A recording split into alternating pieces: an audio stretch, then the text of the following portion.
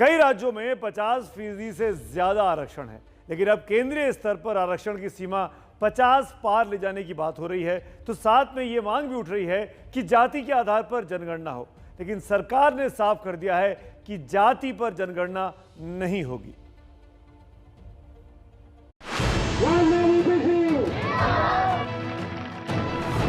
पुत्र मुलायम सिंह जिंदाबाद जिंदाबाद,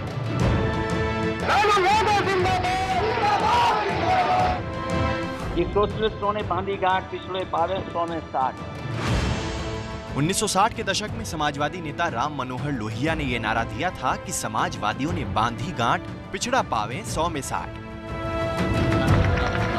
लोहिया का कहना था कि जिसकी जितनी आबादी है उसी हिसाब से नौकरियों में उसकी हिस्सेदारी बने।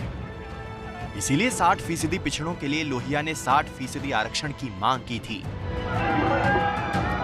अब उनकी राजनीति की विरासत के दावेदार समाजवादी पार्टी के अध्यक्ष अखिलेश यादव आरक्षण पर लगी 50% की लॉकिंग को तोड़ना चाहते हैं। सबसे बड़ी मांग हमारी है, एक तो आरक्षण की कैप बढ़ाई जाए, 50% से ऊपर किया जाए। वो सरकार स्वीकार करेगी कि नहीं करेगी? वहां के माननीय सदस्य जो पिछड़े और दलित बैठे हैं वो शायद इस बात को मानते होंगे कि आरक्षण बढ़ना चाहिए, लेकिन अगर एक को पद मिल जाए, एक मंत्री बन जाए, 2 मंत्री बन जाए, शायद उससे पिछड़ों का भला नहीं होने वाला। भला तब होगा जब हम इस 50% की सीमा को और आगे बढ़ा दें, तब जाकर के हमें पिछड़ों का भला होगा। सुप्रीम कोर्ट ने इंदिरा साहनी केस में साफ कर दिया था कि अगर कोई राज्य 50% से ज्यादा आरक्षण व्यवस्था करता है तो सबसे पहले अदालत उस पर रोक लगा सकती है। अब केंद्र सरकार ने राज्यों को भले ही ओबीसी में जातियों को डालने या निकालने का आदेश दे दिया है, लेकिन यही आदेश राजनीतिक पार्टियों की सिरदर्दी भी बन गई है। इसीलिए सिर्फ विरोधी पार्टियां ही नहीं, बल्कि बीजेपी की सहयोगी पार्टियां भी जाति के आधार पर जनगणना की मांग करने लगी हैं, ताकि जिसकी आबादी ज्यादा हो उसको उतनी हिस्सेदारी मिले। आप जनगणना कराने जा रहे हैं, हम आपसे मांग करते हैं कि 1931 के बाद 2022 में जातीय जनगणना करा दें। ये समय की आवश्यकता है, देश को इसकी जरूरत है। हमारी संख्या कितनी है, ये देश की पिछड़ी जातियों को जानने का अधिकार है। जब हमारी संख्या स्पष्ट होगी, तभी हम इन जातियों के साथ न्याय भी कर पाएंगे। अलग अलग मीडिया रिपोर्ट के मुताबिक इस वक्त देश में 5 से 6 हजार ऐसी जातियां हैं जो अन्य पिछड़े वर्ग में आती हैं। इनमें करीब 40 जातियां ऐसी हैं जो आरक्षण की आधी मलाई खा जाती हैं, यानी आरक्षण का 50% फायदा वही ले लेती हैं, जबकि फायदा उठाने वाली जातियों की संख्या ओबीसी के अंदर ही 1% से भी कम है। ओबीसी में करीब 20% जातियां ऐसी हैं जिनको 2014 से 2018 के बीच आरक्षण का कोई फायदा मिला ही नहीं। यानी पिछड़ी जातियों में ही एक नया क्रीमी लेयर तैयार है जिसको सारी मलाई मिल जाती है।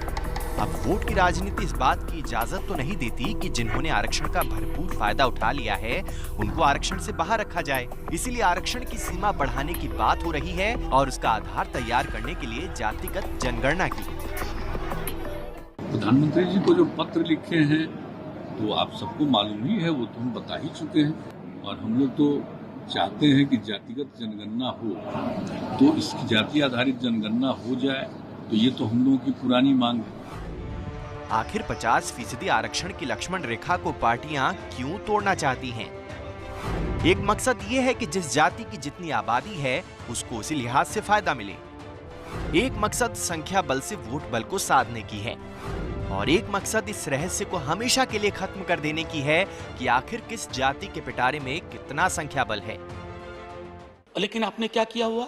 टोपी पहनाई हुई है 50 की। इस टोपी को हटाना होगा सर। ये टोपी अधिकार के प्रस्फुटन के राह में बाधा है। ये टोपी सर्वांगीण प्रतिनिधित्व के राह में बाधा है। मंत्रालय, सचिवालय, विश्वविद्यालय से लेके कहीं भी देख लीजिए, प्रतिनिधित्व अभी भी अत्यंत ही आंशिक है। लेकिन सरकार ने साफ कर दिया कि जाति के नाम पर गिनती नहीं होगी तो नहीं होगी। तो इंतजार कीजिए कि ये आरक्षण और जातिगत जनगणना की राजनीति कहां तक जाती है।